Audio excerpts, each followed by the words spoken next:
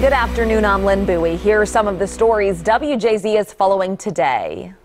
Today we heard testimony, incredible testimony from Donald Stepp. He is a bail bondsman who was family friends with Sergeant Wayne Jenkins, who headed the Baltimore City Police Gun Trace Task Force. And he testified how Jenkins would bring him drugs, huge amounts of drugs, so many drugs he didn't even know what they all were, and put them in his storage shed and garage, and then Stepp would sell them. They would split the profits. Stepp says he got upwards of $1 million from the sale of these drugs. He said that when Jenkins and the whole squad got arrested, he became increasingly nervous. He even carried around a copy of the indictment in his truck.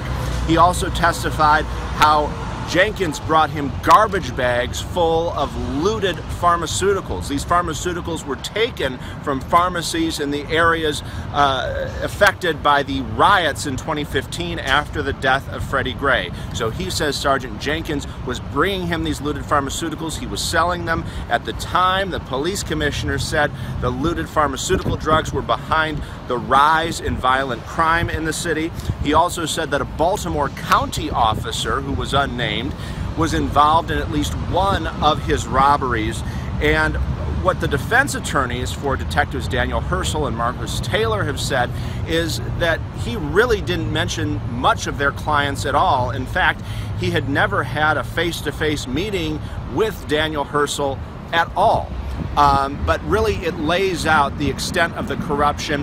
He also said that he bought the masks, grappling hooks, machetes, and other items that officers were using to rob people, and that he wasn't just supplying the Gun Trace Task Force, but he was supplying officers across the city who did not want to order it through official channels because they didn't want to get in trouble. That's the latest from the federal courthouse. Mike Helgren for WJZ. Hey everyone, Rick Ritter here with WJZ. Today we're back on the Corinne Gaines trial. Back in 2016, Gaines, a 23-year-old mother at the time, was shot and killed by Baltimore County Police during a standoff at her Randallstown apartment. Her 5-year-old son, Cody, was with her at the time. He was injured in the shooting as well. Well, since then, her family has brought a wrongful death lawsuit against the county, suing Baltimore County and some of the officers involved in this standoff. Today is day 3 of the trial. Of course, back on Tuesday, an all-female jury was selected. Certainly an interesting twist. And then yesterday we heard from Gaines' mother. She took the stand and talked about the psychiatric problems that her daughter had and how she had concerns that her daughter had a shotgun in her house. Of course, that was the gun she was armed with during the standoff. We're expected to hear more testimony today, again, as we head into day 3 of this trial. We'll have a lot more on this coming up on WJZ at 5 and 6 o'clock tonight.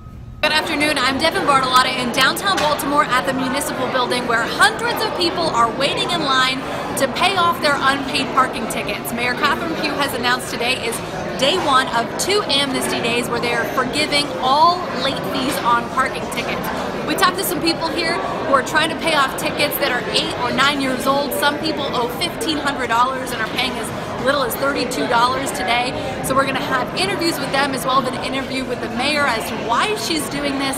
That's all coming up tonight at 5 and 6 on WJZ. Good afternoon, I'm Kimberly Eaton. Right now my photographer and I are driving to Salisbury. We're following up on a story that you probably saw last night on WJZ at 11. State troopers out here, they've arrested 2 women who are both now facing multiple charges for child abuse.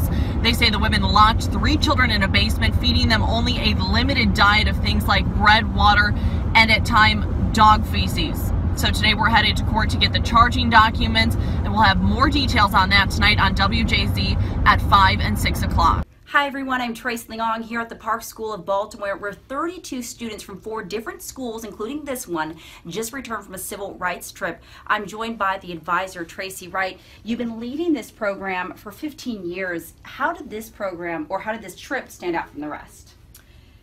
The timeliness and poignancy of what's happening in the country made it more urgent and more impactful for this year's students. How did it inspire these young people to want to do something? They learned the lessons of people before them about nonviolent, peaceful protests, and they will use those skills to impact what's happening today. Okay, So we can look forward to that coming down the road. Absolutely. Okay, Tracy, thank you so much. Thank you. And if you want more on their program and their class, we'll have another update a little bit later. Thanks for stopping by. Much more on these stories and any breaking news all the time on WJZ.com and later this afternoon on WJZ at 4, 5, and 6.